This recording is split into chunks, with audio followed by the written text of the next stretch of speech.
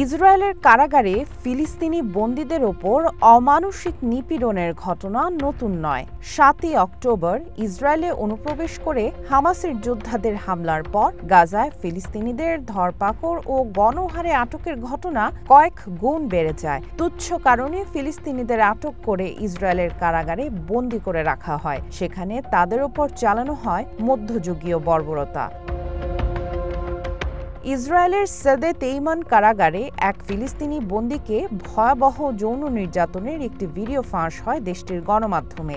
গত বছরের অগাস্টে প্রকাশ্যে আসা ওই ভিডিওতে দেখা যায় সেদে তেইমান কারাগারে একজন ফিলিস্তিনি বন্দীকে আলাদা করে নিয়ে যায় ইসরায়েলের রিজার্ভ সেনারা। তাকে চারপাশে ঢাল দিয়ে ঘিরে ফেলে এবং মারধর ও ধারালো জিনিস দিয়ে যৌন নির্যাতন করা হয়। গুরুতর আহত অবস্থায় ওই বন্দীকে হাসপাতালে ভর্তি করা হয়।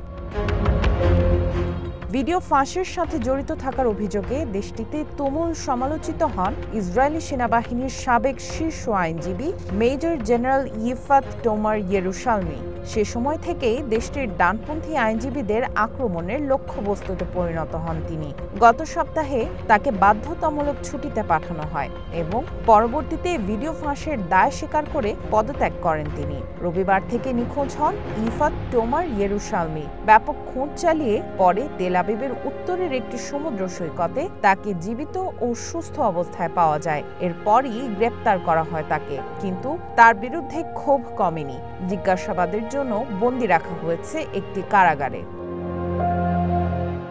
আর নির্যাতনে জড়িত ইসরায়েলি সেনাদের বিরুদ্ধে গত বছরই শুরু হয় তদন্ত।